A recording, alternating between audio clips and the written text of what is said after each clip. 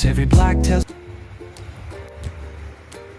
आपण आज कैरीचा मुरब्बा बनवणार आहे. त्यासाठी आपण अर्धा किलो कैरी घेतलेली, फ्रेश झाडाची तोडलेली कैरी घेतलेली आहे. मी स्वच्छ धुवून घेतलेली आहे.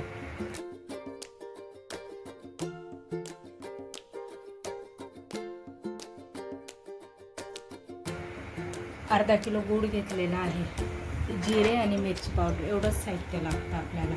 तर मी आता ही साल काढून घेते आणि कट करून घेते आणि मग तुम्हाला दाखवते.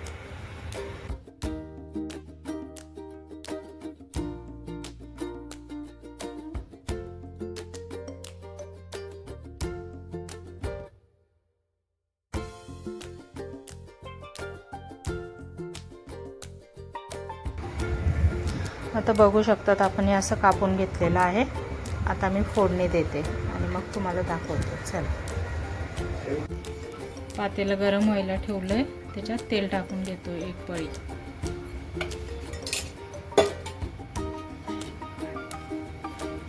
तेल गरम झालं का आपल्याला जिरे टाकून द्यायचे.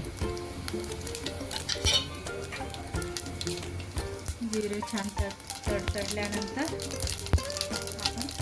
कापून घेतलेली कैरी सोडणार आहोत त्याच्यामध्ये.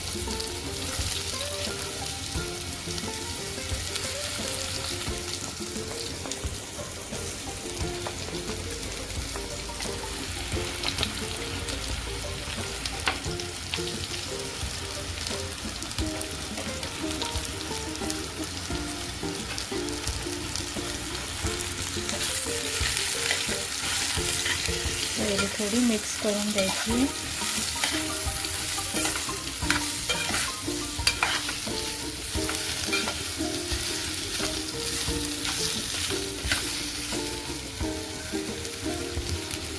हा गूळ आपण टाकून देणार आहोत.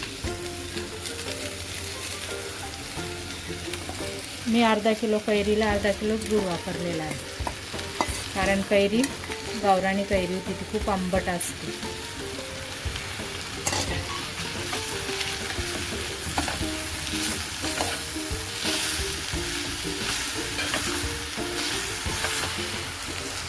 गॅस आपल्याला थोडे फ्लेम कमी करून घ्यायची. गुळाला पाणी सुटतं आणि कैरी त्याच्यामध्ये शिजत राहते छान.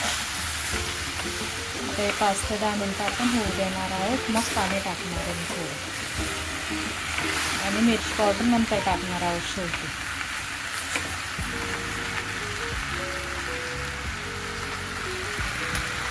बघू शकतात गूळ कसा वितळलेला आहे. आता मी मिरची पावडर टाकून देते, म्हणजे मस्त आंबट गोड चटणी तयार होते. त्यालाच आपण गोडंबा म्हणतो.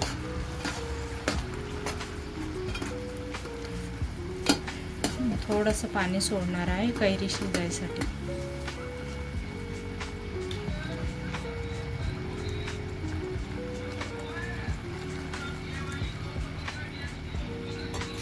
आता आपल्याला हे 20 ते 25 मिनटं छान कमी फ्लेमवर होऊ द्यायची.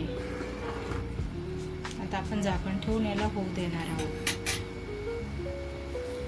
आता आपण झाकण ठेवून याला कमी फ्लेमवर होऊ देणार आहोत 20 ते 25 मिनटं. बघू शकतात आपला गोडंबा झालेला आहे. एवढं तर त्याच्यामध्ये पाणी ठेवायला लागणार आहे आपल्याला. प्लेटिंग करून दाखवते. तर बघा आपला गोडंबा किती छान झालेला आहे. वाव, चपाती किंवा भाकर कशासोबतही खाऊ शकतात आणि असाही खाऊ शकतात.